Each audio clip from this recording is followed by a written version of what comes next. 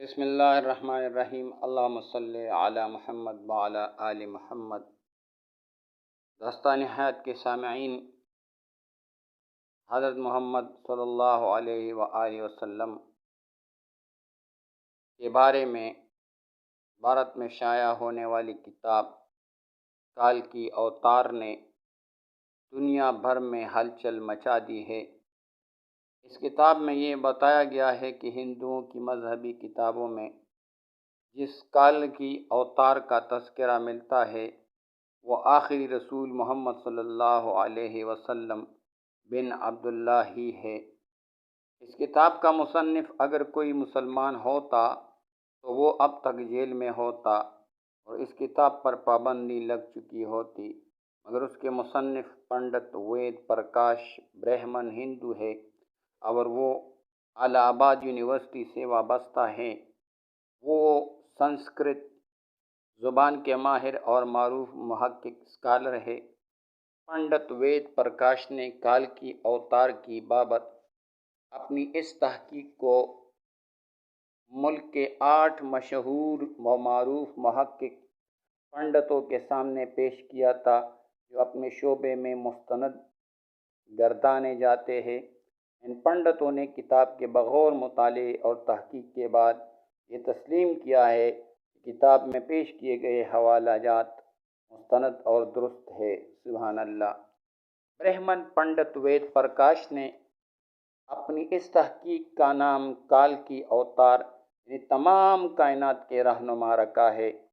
ہندوؤں کی اہم مذہبی کتب میں دراصل ایک عظیم رہنما کا ذکر ملتا ہے جسے کال کی اوتار کا نام دیا جاتا ہے۔ پنڈت وید پرکاش گہری تحقیق کے بعد یہ دعویٰ کیا ہے کہ اس کال کی اوتار سے مراد حضرت محمد صلی اللہ علیہ وآلہ وسلم ہے جو مکہ میں پیدا ہوئے۔ چنانچہ ان کا کہنا ہے کہ ان تمام ہندو جہاں کہیں بھی ہو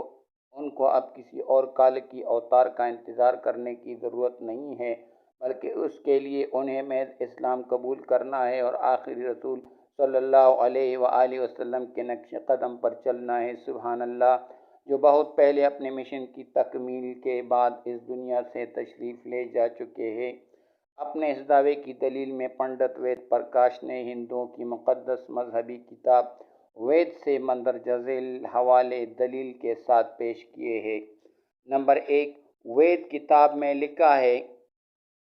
کہ کال کی اوتار بھگوان کا آخری اوتار ہوگا جو پوری دنیا کو راستہ دکھائے گا۔ ان کلمات کا حوالہ دینے کے بعد پنڈت وید پرکاش لکھتے ہیں کہ اس پیشگوئی کا اطلاق صرف حضرت محمد صلی اللہ علیہ وآلہ وسلم کے معاملے میں درست ہو سکتا ہے۔ نمبر 2، ویدوں کی پیشگوئی کے مطابق کال کی اوتار ایک جزیرے میں پیدا ہوں گے اور یہ عرب علاقہ ہی ہے جسے جزیرۃ العرب کہا جاتا ہے۔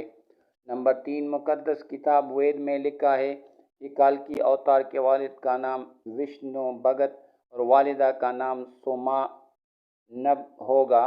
جبکہ سنسکرت زبان میں وشنو اللہ کے معنوں میں استعمال ہوتا ہے اور بھگت کے معنی غلام اور بندے کے ہیں۔ چنانچہ عربی زبان میں وشنو بھگت کا مطلب اللہ کا بندہ یعنی عبداللہ ہوا،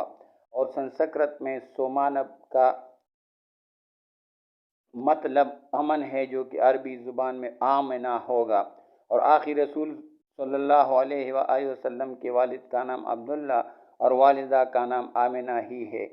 نمبر 4، وید کتاب میں لکھا ہے کہ کال کی اوتار زیتون اور کھجور استعمال کرے گا اور وہ اپنے قول و قرار میں سچا اور دیانتدار ہوگا، اور یہ دونوں پل حضور اکرم صلی اللہ علیہ وآلہ وسلم کو مرغوب تھے، جبکہ آپ سچائی اور دیانتداری میں تو اس حد تک معروف تھے کہ مکہ میں محمد صلی اللہ علیہ وآلہ وسلم کے لیے صادق اور امین کے لقب سے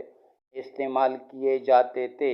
نمبر 5، وید کے مطابق کال کی اوتار اپنی سرزمین کے معزز خاندان میں سے ہوگا، اور یہ بھی حضرت محمد صلی اللہ علیہ وآلہ وسلم کے بارے میں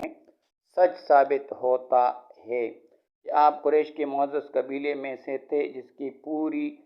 عرب میں عزت اور شام و عراق میں پہچان تھی۔ نمبر 6، ہماری کتاب کہتی ہے کہ بھگوان کال کی اوتار کو اپنے خصوصی قاصد کے ذریعے ایک غار میں پڑھائے گا۔